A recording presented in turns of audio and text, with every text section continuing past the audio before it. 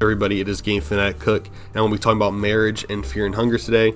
And I wanted to talk about it because I see people talking constantly about how to form a marriage in fear and hunger. Both parties have to be consenting, and they bring up like, okay, you have to consent with Darcy, or you have to consent with the Outlander, and when your player character makes love to them, you form the marriage monster, or whatever the fuck it's called, the combination of both of your bodies.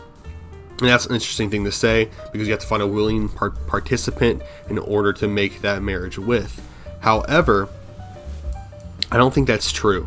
He's like a bird. I remember my father being very proud of himself. He said, I've never been full. I think your character just doesn't want to rape someone, because your character is a good person, or at least not morally evil. There is only one thing worse than a rapist. Boom. A child. No, a child rapist. And what is worse than that? A local child rapist. So they don't really look to just violate someone on the marriage circle, but I believe you can do that and form a atrocity. Because if you're telling me that the Moonless Guard resulted in a dog consenting with a prison guard, then I'm just going to have to say you're a zoophile. Because that would be a very interesting take, to assume that all marriages need to be consenting or willing to form these monsters that they create. And I know you can say, like, well, with Buckman and Sir Seymour, maybe one of them didn't consent, which is why it's an atrocity, right? Maybe both parties have to consent, not to just be a pile of flesh. And I would agree with that, except the Moonless Guard is stronger than the normal prison guard. So clearly it was a boost, it was a boon. And obviously a dog cannot consent to that. So that brings up the question is, do you really need to have two willing participants to form a marriage in fear and hunger? And the answer to that is no. I think it's just based on how Sylvian looks down upon you. For example, if you respect and love Sylvian or follow her beliefs, she's more likely to grant your marriage a success if you do it in the ritual circle, regardless of what the other party wants, which is probably why the prison guard was able to mate with Moonless and form an abomination, because I imagine Sylvian kind of looks down upon the prison guards happily, since their whole thing is showing love to other people in their own unique way, in their own unique and cruel way. That's like their whole thing, So maybe that's why he was able to make, or a prison guard was able to form a marriage with a Moonless, right? That's my take on it. That's what I think's happening here, because I don't think it's possible that everyone in the Human Hydra consented to that, right? No way people just kept fucking each other after they saw what was forming, right?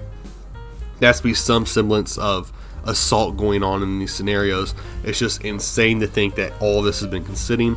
The only thing that makes people think that you have to consent for these things is because your player character looks for someone to consent to form a marriage with.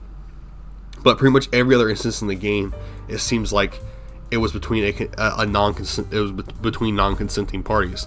It was someone getting, attacked and taken advantage of. It wasn't two people coming together to form this union on purpose. Most of the time, almost every time it appears in the game, it is, either a wall of flesh where someone got violated, and you know that because it didn't work, or it's something like the Moonless Guard or the Human Hydra, where it's like, there's no way that there was all consenting parties involved with those creations.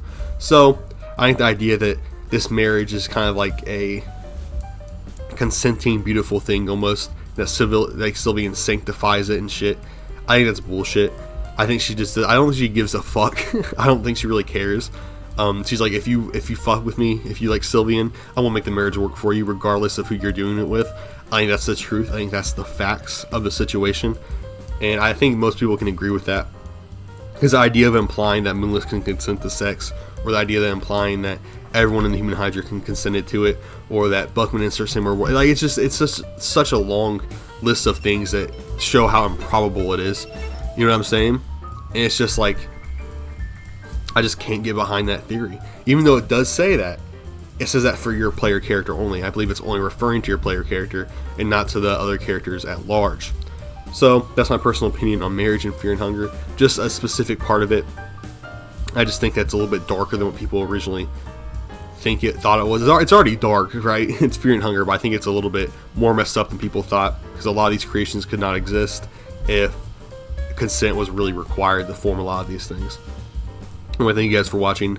And also, consent not being required kind of goes like right down Fear and Hunger's like pipe hole, right? Like it doesn't make sense for it to be required with how the game Fear and Hunger presents itself, right? Like it would make sense for that dark theme to seep through, right? Like we can all get behind that.